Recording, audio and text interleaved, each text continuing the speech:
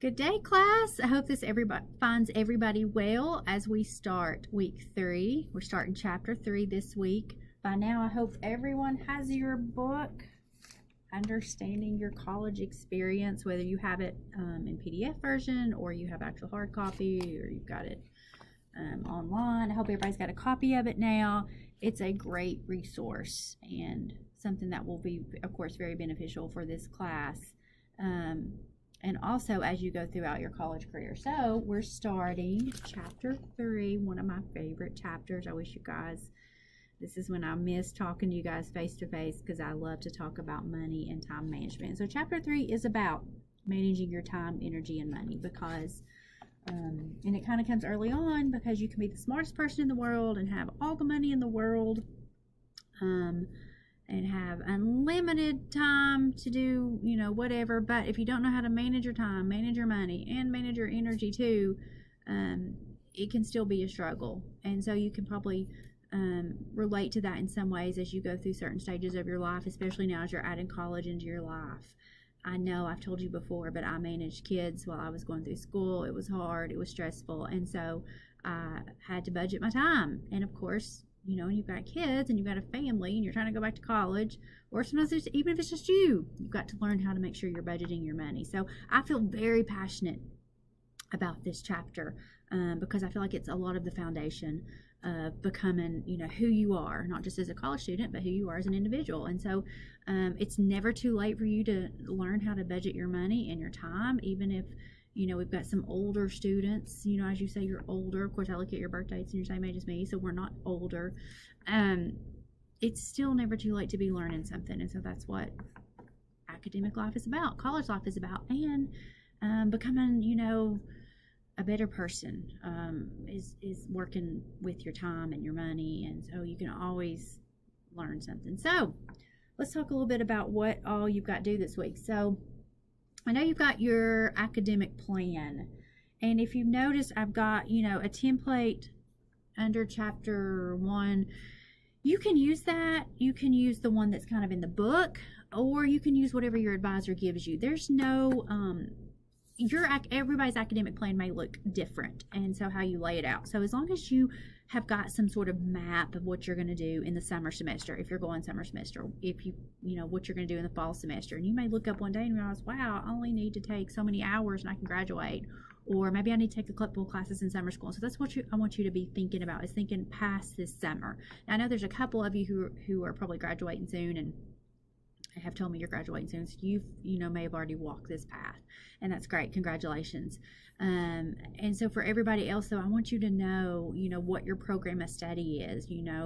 What how many classes you need, how many hours you're going to need. Is there only certain classes that are only offered in spring, or only certain classes offered in fall? And you've got to be careful with that. And so you've got to make sure that you understand it. You want to be working closely with your advisor, but I always am telling my students, you are your biggest advocate. So you've got to make sure you educate yourself. Your advisor is great. They're wonderful, but they can only do so much. So you've got to be sure you're providing them information. And if you ever feel like maybe you and your advisor aren't a good fit, or you're not getting your questions answered, that's okay. You can always switch advisors. It's not set in stone when you have a certain advisor. And so don't be hesitant to do that. So about the academic plan, that's going to be due this week. I know several of you have written me, said that you're meeting your advisor this week, or you're working with them online, which is great.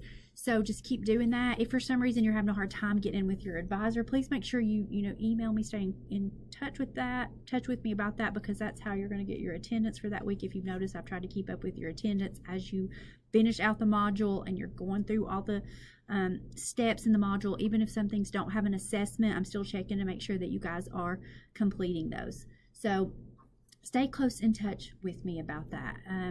So I've updated your attendance if you've done that for week 1. I'm going to be working on your attendance for week 2. If you've completed everything, I went ahead and done that. I'll check back in sometime this week and update your attendance for week 2. Remember, attendance counts a lot in this class too. Homework counts a lot in this class too. The quizzes count a lot, they do, but remember, homework counts more than the quizzes. And so I always tell my students, I feel a little sorry for you if you're not good test takers, but if you're just not doing your homework, it's hard for me to feel sorry for you. So make sure you're submitting that homework. So let's look in chapter 3, what all we've got coming up. You can see I'm watching the weather this week. You know, we're supposed to have a big snow coming in, so I'm wondering what's going to happen with classes. I put this news item up. You probably saw it by now. I hope that you guys have a planner, and I had this Walter State planner somewhere, and I don't have it right now with me. I don't know where it's at, but you've got access to a free planner through Walter State. I use a planner like this, and always writing in it, jotting down notes, bills, things to do.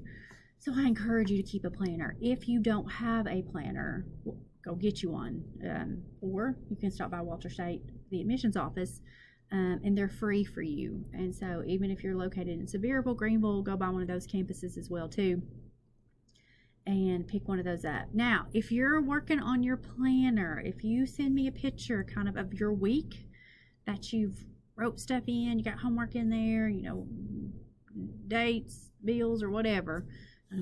You don't have to be too detailed, but send me a picture of it somehow and remind or email, and I'll give you 2 bonus points for this chapter 3 quiz. So send that sometime to me before. I think your quiz is due February 3rd. And I'll add 2 bonus points onto your quiz. So let's look at chapter 3. You've got, now some of this stuff you may not see on your side yet. This opens up Monday morning at 8 o'clock. You may see some of it, but you're going to, of course, remember the academic from week 1 applies to. Again, get in touch with me if you're not able to meet with your advisor or if there's a delay. Complete and submit the your turn activity from page 67 of the text, and you'll see that down there. Now, I've had a couple people write me about the budget.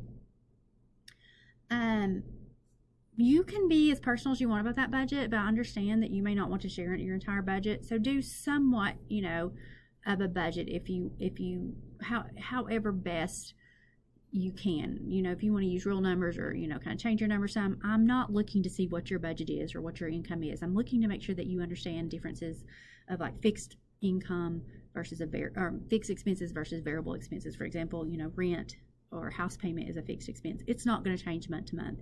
Your electricity bill, your gas bill, food, that may change month to month, so that's going to be a variable, but you still have to budget something for that. So I want to make sure that you're understanding the difference in those two. So maybe if you live at home and you aren't aware of all those, what those expenses are, talk to the person that pays the bills, or go online and figure out what that stuff normally costs. I want you to get some sort of an idea of budgeting. Budgeting is so very important, and so I am so passionate about this chapter, and I wish we could spend more time together and talk about it because it's extremely important to your life. And of course, I think I forgot to say, make sure you read chapter 3. Reading your book is important. Make sure you're reviewing the chapter slides. You've got 2 discussion questions. You've got one on money management and one on building a schedule. So make sure you respond to both of those and respond to at least one student on each of them. Now, if you're the first one to respond, there may not be anyone on there yet to respond back to, but check back with that this week. Take the chapter 3 quiz to test your knowledge. And of course, it can be found down there. And work through the additional module of emphasis on time management. So click through that and look through that. That's got some great things to help you with time management. I really encourage you to take the time and do this and be honest with your answer so that you can think about, how can I improve on myself? Do I need to improve? And you might, find some things that you can tweak a little bit. You may not need, you may be a great time manager. Maybe you could teach me a thing or two, but I just want to make sure that you have a good hold on your money time management. So I think that is all for this week. You'll see of course, your discussions over here. You may not see them yet, but they'll be up. Building a schedule, money discussion. There's a couple I need to respond to. I have not done that yet. I will.